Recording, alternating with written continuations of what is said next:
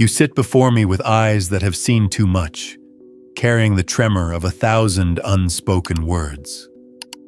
For years you have offered your body as a sanctuary, your soul as an open vessel, your silence as the balm others came to drink. You made room for their grief, their chaos, their hunger, clearing space inside yourself until your own voice became a whisper beneath the roar of their needs. And yet, one day, without thunder or storm, the whisper begins to change its tone. It no longer pleads for patience. It declares, enough. This is where the paradox begins. What the world will mislabel as vengeance is, in truth, a revelation. Your quiet exit is not cruelty, not an act of dismissal, but an archetypal shift in the very structure of your psyche. Carl Jung would have called this a movement of the self, the moment when the center of your being, long eclipsed by the roles you performed, stirs awake. To others, your absence may look like betrayal. To you, it is a homecoming. Silence, once a currency of survival, now becomes a drumbeat of clarity. What they mistake for retreat is actually the unveiling of your true architecture. Think of how silence echoes in a cathedral. The absence of noise makes every small sound thunder. In the same way, when you no longer offer yourself as the tireless listener or the invisible scaffolding of other people's lives, your withdrawal reverberates. It shakes walls built on your willingness to endure. Your leaving is not a collapse. It is the revelation that the entire structure stood because you held it. That is why they call it brutal. Not because you raised a weapon, but because your stillness cuts sharper than rage. The empath's tragedy is that compassion without boundaries devours itself. When you absorb every sorrow, you do not merely listen. You merge, dissolve, disappear. Love without limits becomes martyrdom. Kindness without discernment becomes servitude. You believed this was your calling, to be the quiet anchor, the healer, the light no one noticed until it was gone. But what is compassion if it costs the self? What is love if the one who gives it is consumed? This is the wound you carried in silence. Each yes that your body whispered no to. Each dream abandoned in the name of harmony. 1,000 small fractures layered until your soul became a mosaic of other people's demands. From the outside, you appeared gentle, steady, reliable. Inside, you lived in a pressure chamber where every suppressed desire, every unspoken truth pressed against the walls of your being. It could not hold forever, and so, your quiet exit. Not a storm, not a scream, not a slammed door, but a seismic rearrangement. The ones who fed on your warmth are suddenly left in the cold. They call it revenge because they feel punished. They call it brutal because the silence is deafening. Yet you know it is neither. It is the self stirring after decades of slumber, insisting on integration, calling you back to yourself. Imagine this as the first step on a pilgrimage. You are not abandoning them. You are returning to you. The stillness that feels violent to them is a healing to you. They may accuse, label, rewrite the story so you play the villain. Let them. You are not their mirror anymore.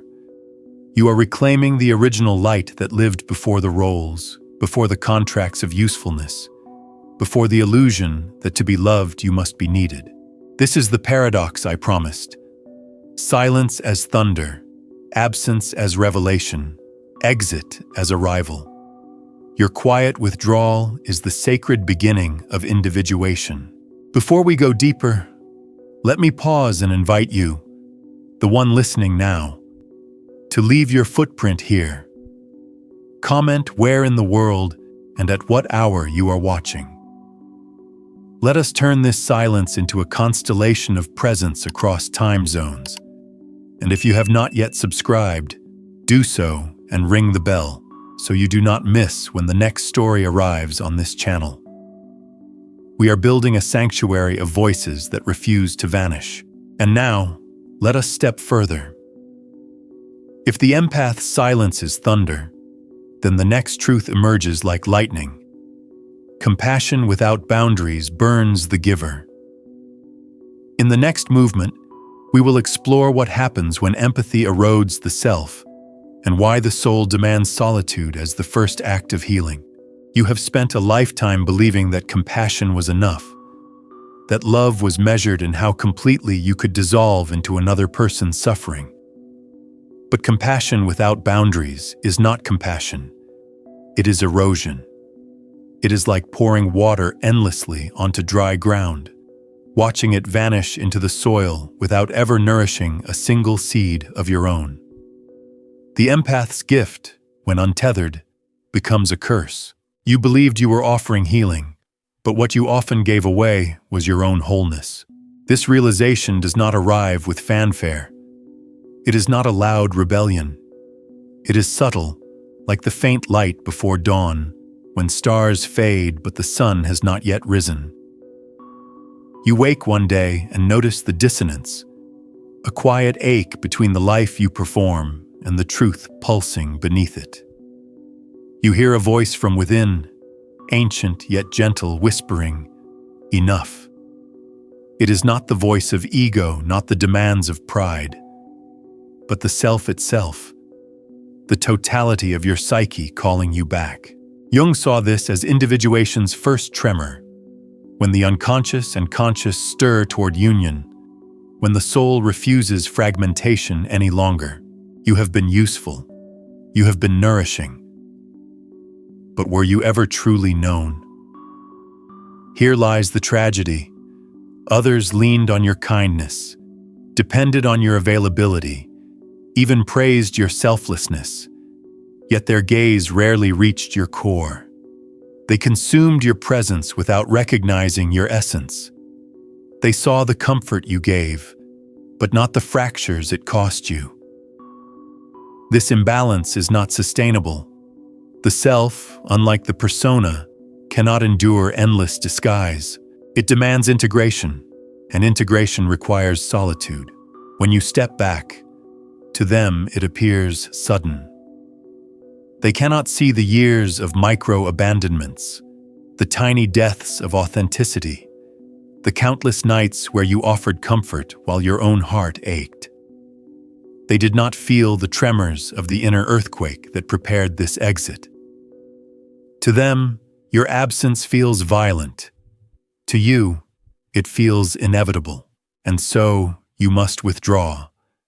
Not as punishment, not as vengeance, but as necessity. The soul cannot heal while split in two, half performing harmony for others, half weeping in the silence of its own neglect. To continue would be betrayal, betrayal of your own essence. So you leave not to harm, but to reclaim. But let us pause and ask, what is love without reciprocity? What is kindness when it demands the self's annihilation? If love means your boundaries must vanish, then love has become a mask for control. If kindness means exhaustion, then kindness has become a ritual of servitude. Jung warned us that the shadow hides beneath virtues. Even altruism can be the disguise of deep psychological neglect. The world will not understand at first. They will call you selfish, cold, distant. They will accuse you of having changed. And in a way, they are right. You have changed, not into something cruel, but into something whole. You are learning that clarity is not cruelty, that a boundary is not a betrayal. You are learning that to say no is to say yes to your own soul. Boundaries are not walls built against love. They are the walls that protect love from being diluted. Think of a river. Without its banks, it would disperse into a swamp. It is the boundaries that allow its waters to flow strong, clear, alive. So it is with compassion. Without form, it floods and drowns. With form, it nourishes, sustains, and carries life. When you begin to set these boundaries, you will feel the friction. Guilt will rise, disguised as compassion. The wounded child in you will tremble, fearing abandonment if you stop performing. But this is where the work begins. Discerning whether the voice you hear is the self calling you into wholeness, or the shadow whispering that you must remain useful to be loved. The nervous system itself must relearn safety. For years it was trained to find security in pleasing others, in diffusing conflict, in absorbing pain. Now, in solitude, it learns a new rhythm. The stillness that once felt dangerous begins to feel like oxygen. The silence that once resembled abandonment begins to resemble peace. It is a slow recalibration, but each breath you take in solitude plants the seed of sovereignty. Others may try to lure you back. They may plead, accuse, or even suddenly shower you with affection. But remember, their discomfort is not your cue to return. Their need is not your mandate. Your task now is to let the silence stand, to let the imbalance be revealed. For only then will they confront their own shadow. And only then will you reclaim what was always yours, the right to exist as yourself, not as their extension. Compassion without boundaries devours itself. With boundaries, compassion becomes radiant. This is the paradox you must now embrace. You are not abandoning love. You are protecting its flame. And as you begin to feel that flame warming your own skin, you realize this is not the end of your story. It is the doorway into the mirror, where silence itself becomes the most unforgiving revealer. When you withdraw, the world interprets it as betrayal. They once assumed you would always be there, always available, always forgiving, always kind. But suddenly your absence speaks louder than your presence ever did. It becomes a mirror, a merciless one, forcing those around you to see what they have long denied. They call this mirror cruel. They call it brutal. But it is only clarity. Your silence magnifies everything that was hidden. It strips away the anesthesia of your constant care. People who leaned on your empathy must now confront the void, and in that void, they encounter their own shadow. This is where the revenge lies, not in rage, not in punishment, but in the unbearable clarity of what your presence once concealed. Think of silence as a magnifying glass. When the empath exits, the patterns others refuse to acknowledge come into focus. The dynamics of imbalance, the dependence, the entitlement, all are suddenly exposed. It is not your intention to harm, but your awakening leaves them without their crutch. The ones who feasted on your light now shiver in its absence. They begin to understand, perhaps for the first time, what they demanded of you. This is why silence is thunder. It roars without sound. It shakes the walls of relationships built on unspoken contracts. I will carry your pain if you love me. When you finally tear up that contract, the architecture collapses. The unspoken bargain dissolves, and with it the illusion that love could be sustained by your endless self-erasure. Jung called this moment archetypal, the breaking of a pattern that held not just in one bond, but across lifetimes, families, and collective memory. To those left behind, your quiet exit feels sudden. But you know it has been years in the making. Small fractures, tiny deaths of your authentic self, long nights when you swallowed your truth to keep the peace. They did not see the earthquakes building beneath your skin. They only feel the aftershocks once you leave, and so they brand you as cold, accuse you of betrayal, cast you as villain in their rewritten story. Let them. Their story is no longer yours to uphold. The mirror you hold up does not flatter. It shows the hunger in their eyes, the imbalance in their gestures, the truth in their shadows. Some will turn away, unable to look. Some will rage, calling your clarity cruelty. Others may attempt to shame you back into silence. Resist. Do not argue, do not explain, for explanations would only feed the old cycle of justification. Your silence now is not passivity. It is transformation. The paradox deepens. By withdrawing, you reveal. By leaving, you illuminate. By becoming invisible, you make visible the hidden truths others tried to bury. That is why your absence is felt as violence, because it unmasks the illusion. It is not violence, though. It is revelation. And revelation is always disruptive. Consider this. Every person you comforted, every soul you soothed, was projecting their wounds onto you. You accepted those projections, mistaking them for intimacy. You carried their pain as if it gave you purpose. But purpose built on carrying what is not yours is not love. It is servitude. When you walk away, you return those burdens to their rightful owners. They may not thank you for it. They may despise you for it. Yet in that despising, they are finally left to wrestle with themselves. And you, once the invisible support beam, are no longer hidden. You become visible precisely by disappearing. Your absence exposes the cracks in the structure, and the entire architecture trembles. They may not name it truth. They may call it abandonment. But you and I know the reality. You did not change. You remembered. You remembered that love without self is martyrdom. You remembered that sacrifice without mutuality is servitude. You remembered that your existence was not meant to be endlessly siphoned. The mirror of your silence is not about cruelty. It is about clarity. And clarity, to those still clinging to illusion, always feels brutal. But you must trust this. By refusing to perform, by stepping back into your own essence, you are not ending the story. You are beginning the pilgrimage into the depths of self, and it is there, in that descent, where the real work of transformation begins. Imagine a house with countless rooms. In each room, someone waits for you. One weeps, another rages, another begs to be soothed.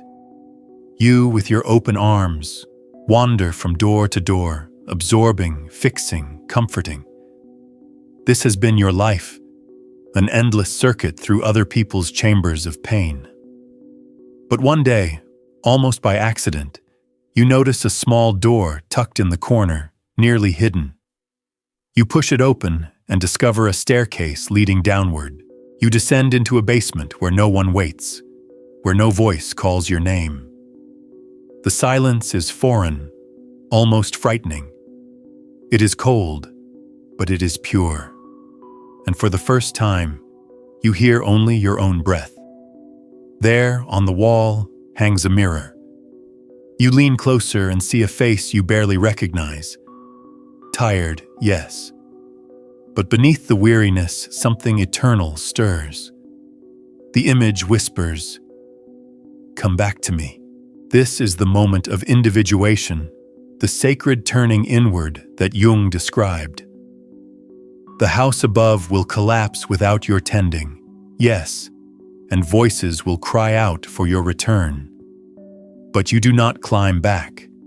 You close the basement door and remain below, beginning the real work, the integration of your authentic self. It feels like descent, but it is pilgrimage. The world, accustomed to your selflessness, will call it betrayal. They will not understand that your quiet retreat is not punishment, but necessity.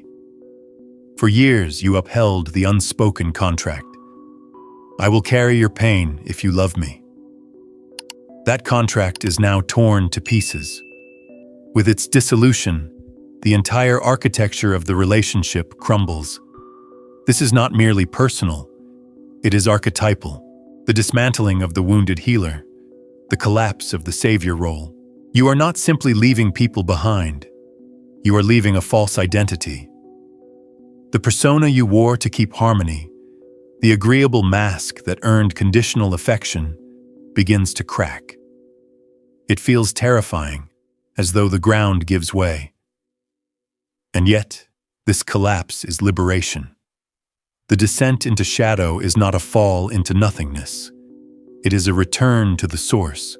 The hidden basement symbolizes the self, vast, waiting, alive beneath the rubble of everyone else's demands. To descend is to risk loneliness, but also to discover authenticity. In that solitude, the fragments you disowned begin to surface. The wildness, the intuition, the rage, the joy. They have waited patiently behind the walls of compliance. Now they reintroduce themselves. Still, the ego resists. It whispers, "Go back upstairs. They need you." But this voice is not the self. It is the child who learned love must be earned through usefulness. To ignore that voice is an act of courage. To remain in the basement with your reflection is an act of fidelity to your soul. The individuation process feels like betrayal to those who once benefited from your sacrifice. They will say you changed, and you must answer, "Yes, I remembered." They will insist you have become selfish, and you must quietly know, the self is never selfish. It simply is.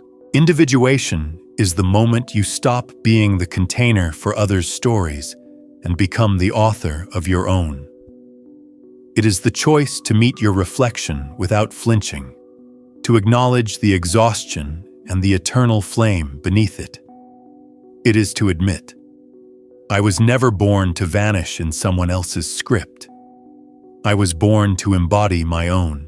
As you sit in that basement, alone with the whisper of your true self, the path ahead begins to glow faintly. It will not be easy. You will grieve the role you once played, the years you spent explaining, fixing, softening. But grief is not regression, it is initiation. And as you honor that grief, you prepare for the next revelation, the confrontation with the shadow, the ancient contract, and the severance that must follow. Every empath lives under an invisible contract. It is written in the language of survival, signed in childhood, and carried into every bond thereafter. I will carry your pain if you love me. This agreement is not spoken aloud, but it shapes everything. It makes you useful, indispensable, even adored, but only so long as you remain a vessel for what others cannot bear. Jung understood this dynamic as projection. Others cast their wounds onto you, and you absorb them, mistaking this exchange for intimacy. You feel needed, which feels like being loved. But in truth, what you carry is not affection, it is freight. And when you define your worth by the weight you can bear, you become chained to the role of rescuer. The tragedy is that you too play a part. You allow the projection because it provides meaning. In their pain, you found a purpose. In their chaos, you found a role. But purpose built on self-abandonment is a fragile foundation. It shatters the moment you withdraw, when you step back, when you refuse to carry what is not yours. The contract dissolves. The energetic cords that tethered you to their need are severed. At first, this feels like violence, like tearing apart something sacred. But it is not violence. It is reclamation. You are calling your soul back from the places you scattered it, gathering the fragments of yourself that were left behind in every yes that betrayed an inner no. This severance is not limited to one relationship. It ripples through your entire psyche, through patterns that span years, perhaps generations.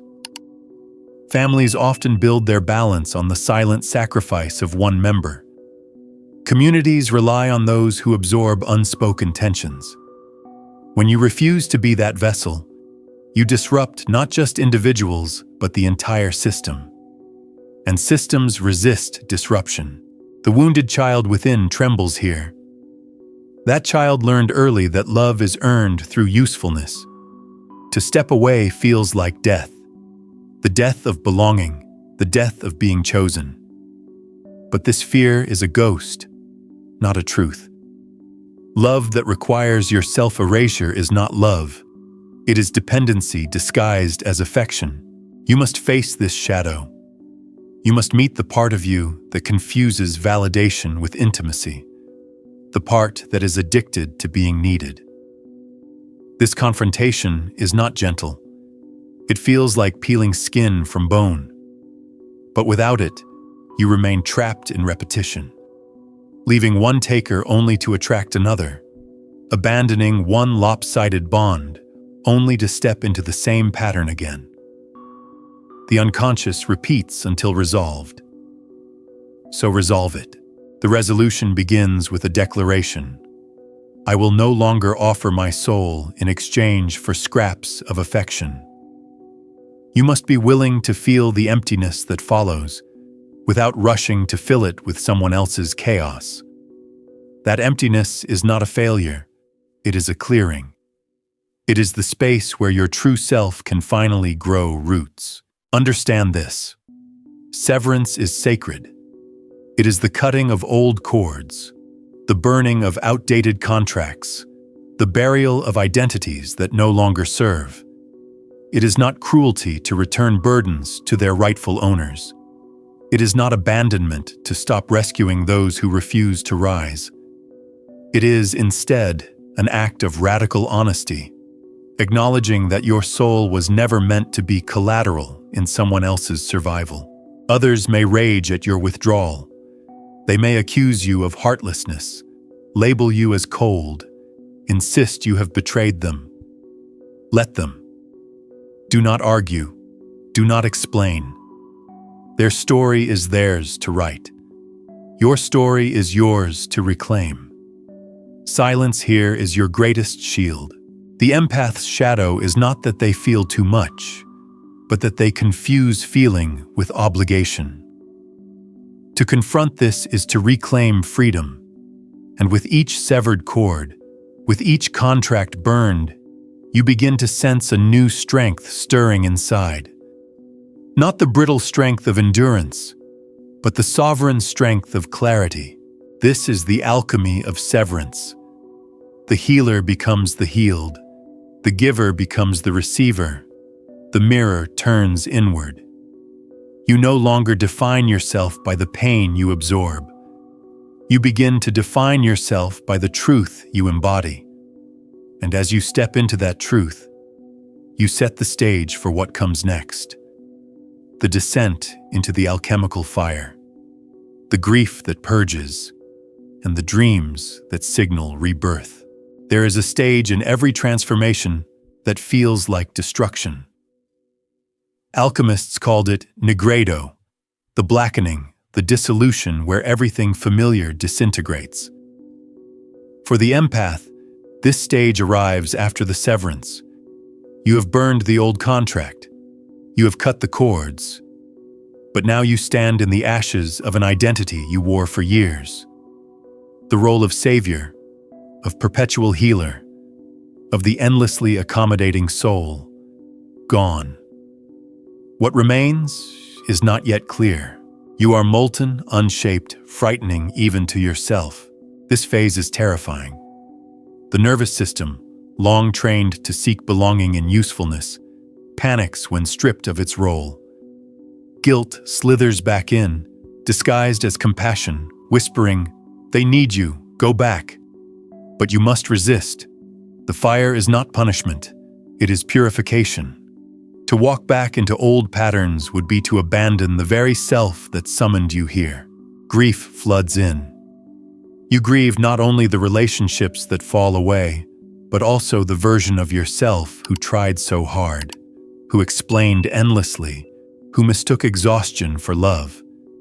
You grieve the years wasted in silence, the nights when you soothed others while your own heart splintered. This grief is necessary.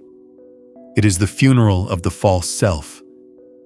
Without mourning, there can be no birth of the true. And yet, something remarkable happens in this darkness. Your dreams begin to shift. No longer are you chased, devoured, or consumed.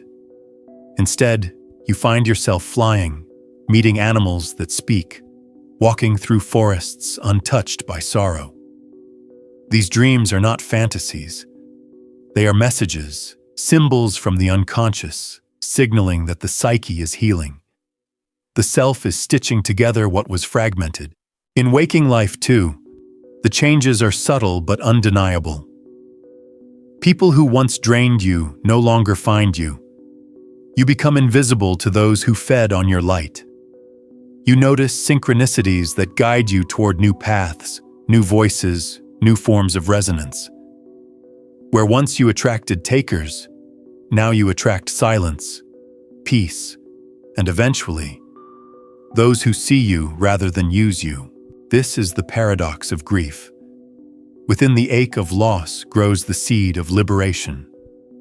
The emptiness that once felt unbearable begins to feel fertile. In the void left by others' demands, you discover your own voice. In the silence of separation, you rediscover your own rhythm. Boundaries begin to harden here, not as walls of bitterness, but as walls of clarity. What once was porous now becomes defined. Your energy no longer leaks into every demand. Your presence no longer disperses without discernment. This clarity frightens those accustomed to your endless giving. To them, your new stance feels like cruelty. To you, it feels like breathing. Clarity is not cruelty. Clarity is compassion that has matured. It is love that refuses to masquerade as servitude. It is the difference between extinguishing yourself to warm others and tending your own fire so it can truly offer light. But let us not romanticize this stage. It is not easy. The loneliness is real. Nights are heavy with doubt. At times you miss the chaos, not because it was healthy, but because it was familiar. The nervous system often mistakes suffering for home. You may even question your decision, wondering if you were too harsh, too sudden, too unforgiving. These questions are part of the passage. They test your resolve. When you feel this pull to regress, remind yourself, you are not abandoning compassion. You are reorienting it. The first recipient of your empathy must be you. Only from that center can love flow without devouring the giver. Nigredo is the crucible. It strips away illusion, burns the false, and leaves behind only what is indestructible. Through grief, through fire, through the silence of solitude, you discover a truth you once feared. You do not need to be needed. You need only to be whole. And from that wholeness, new dreams continue to emerge. Dreams not of servitude, but of sovereignty. Not of martyrdom, but of resonance.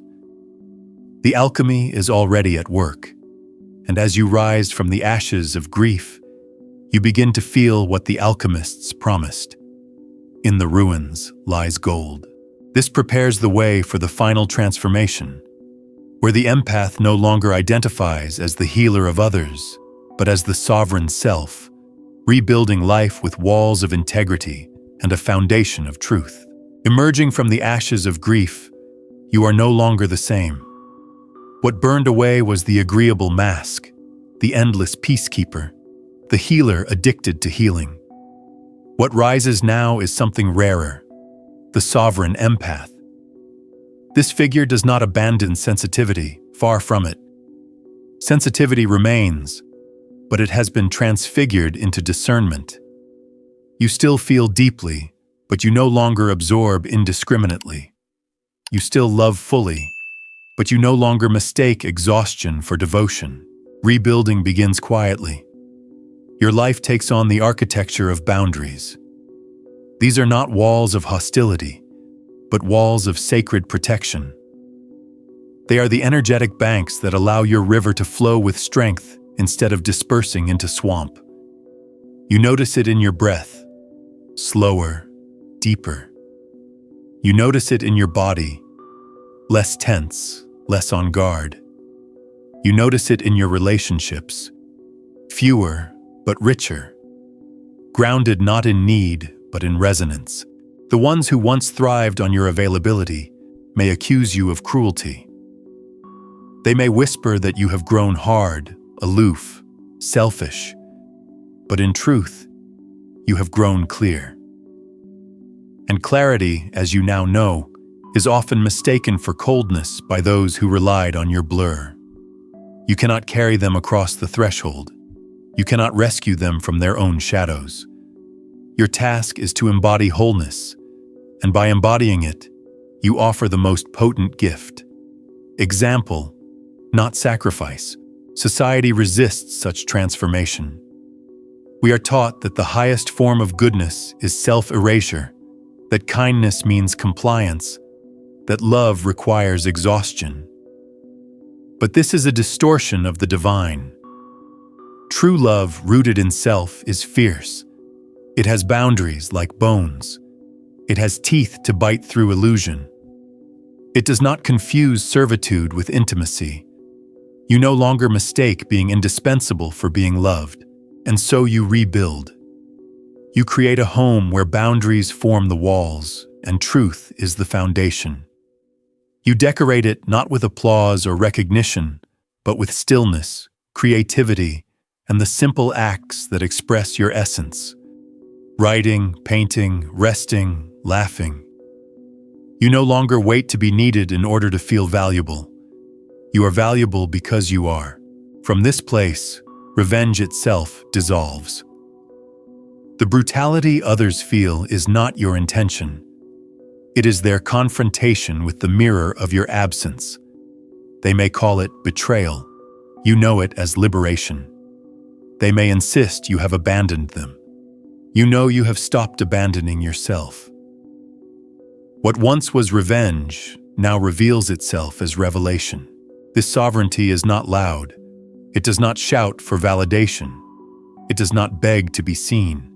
It simply radiates. Those who once sought to drain you cannot approach with the same ease. Takers sense the shift, even if they do not understand it. Your silence, once mistaken for passivity, now speaks of power. Some will rage at this, but their rage is not your concern. Others will fade away, unable to locate the guilt they once used to hold you. Their departure is not loss. It is pruning, and in their place, something unfamiliar arrives. People who do not need you to shrink in order to love you, who do not require your suffering as proof of your worth, who see you not as a tool, but as a soul. At first, such love feels strange, almost unsettling, because it does not ask for your sacrifice. But you learn, slowly, to trust it. You learn to breathe in the language of peace. This is the sovereign empath. Not a sponge for pain, but a vessel for beauty. Not a rescuer bound by old contracts, but a mystic anchored in self. You no longer vanish into others' wounds. You stand whole, offering presence without self-dissolution. And in that wholeness lies the most radical revenge of all. Not punishment, not domination, but clarity that exposes illusion and peace that cannot be stolen. Here the journey circles back to its paradoxical beginning. Silence is still thunder, absence still revelation, exit still arrival. But now you know. The quiet exit was never about cruelty. It was about permission. Permission to be real. Permission to be whole. Permission to be free. And yet, even in this freedom, questions remain. What happens when guilt tries to return in the disguise of compassion? How do you guard the sovereignty you've built against the subtle pull of old patterns? To close this journey, we must land in the stillness of sovereignty itself, where the final lesson crystallizes. Clarity is not cruelty. Silence is not surrender. And walking away is not revenge but empowerment. You have arrived at the quiet center, and the air here feels unlike any you have ever breathed. It is spacious, still, and strangely radiant. For so long you thought peace would come only when others were soothed, when every conflict was managed, when every wound around you was bandaged by your hands. But now, in this clearing, you feel a different peace. The peace that comes from no longer abandoning yourself. This is the ultimate paradox. The empath's quiet exit looks brutal from the outside, but from the inside, it is the most tender act of fidelity. Fidelity to your own soul, to the self that Jung described as the union of conscious and unconscious, the wholeness that exists beneath every mask.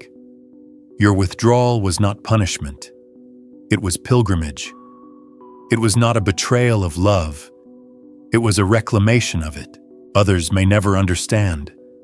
They may continue to tell the story where you are the villain, the one who changed, the one who walked away. Let them. Their narrative is theirs to carry, not yours to correct. You have stepped outside the contract of explanation. You do not owe them your justification, only your authenticity. Silence in this new life is not emptiness. It is sovereignty. But let us speak honestly. Even now, guilt may creep back, wearing the costume of compassion. It may whisper, "They need you." It may tug at the wounded child within, the child who still fears abandonment, who still believes love must be earned by sacrifice. In those moments, pause. Ask yourself, is this the healed self speaking, or the shadow of my old bargain? This discernment is your shield, your daily ritual of protection. Clarity is not cruelty. Boundaries are not rejection. Silence is not surrender. These truths must be repeated like mantras until they settle into your bones. For the culture around you may still praise martyrdom, still confuse depletion with virtue, still teach that to be good is to be erased. You must resist this distortion with the living evidence of your own wholeness. Your quiet exit was never about revenge. It was always about revelation. In your absence, others are forced to face themselves. In your wholeness, the world encounters a mirror of what love can be when it is rooted, fierce, and alive. You do not need to prove this truth with arguments. You embody it by existing fully, by refusing to fracture. And now, a final blessing. May your silence be fertile. May your boundaries be altars. May your presence be a sanctuary, not because it absorbs everyone's pain, but because it radiates authenticity. You are no longer the sponge that soaks up what others cannot bear. You are the flame that warms without extinguishing itself. So let the quiet be your revolution. Let your wholeness be your vengeance. Let your peace be your flame. You have returned to yourself, and nothing will ever be the same.